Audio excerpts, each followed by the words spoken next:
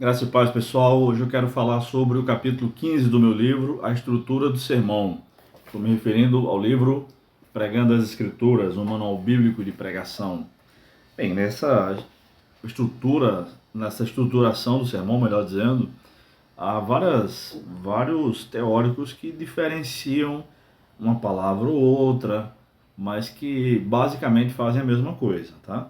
Então, por exemplo, a introdução, embora seja por onde a gente vai começar o sermão, naturalmente, né, logo após a leitura do texto, e até mesmo, às vezes, antes da elucidação, é a última parte que os pregadores fazem, né, que elaboram. Uma vez que a gente já sabe onde chegou, a gente então elabora o caminho para chegar até lá na explicação, que é a introdução.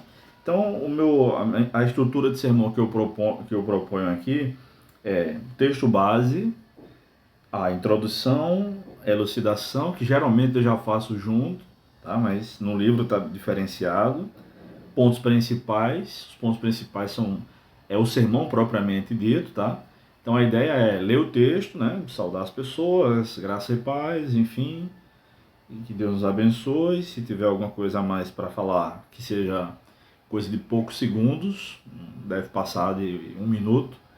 Vamos ler o texto. Lê o texto e aí segue introdução, elucidação, pontos principais, que aí são que é o sermão propriamente dito, né?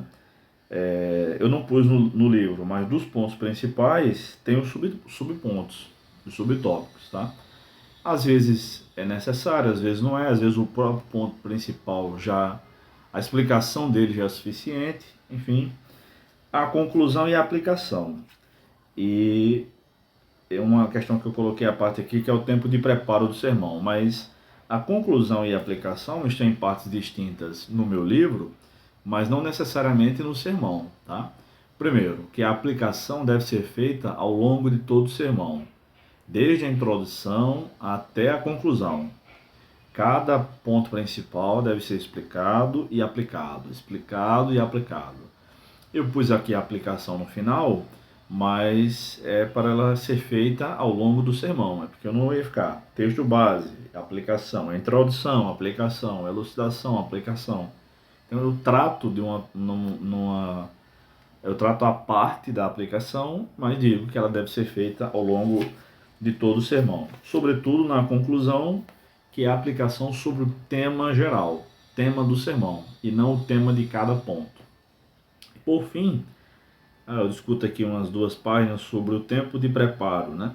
Então, um bom sermão leva entre 20 minutos a 20 anos para ser feito.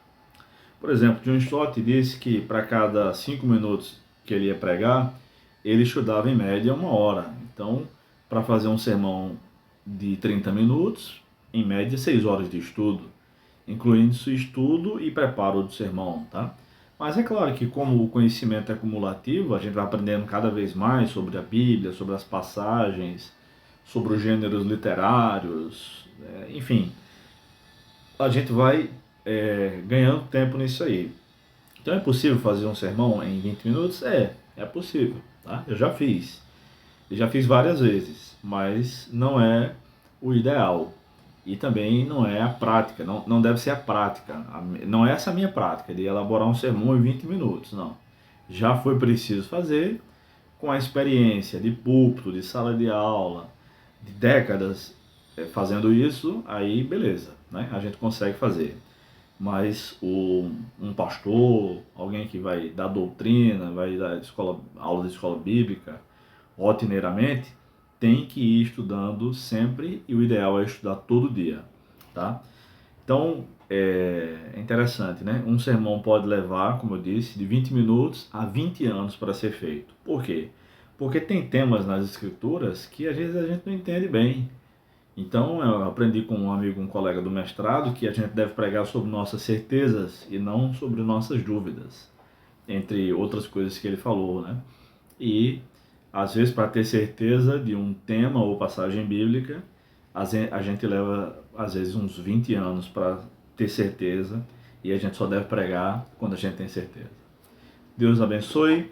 chegou uma nova remessa, acabou de chegar uma nova remessa do livro Pregando as Escrituras, entre em contato e adquira o seu exemplar. Deus te abençoe e até mais.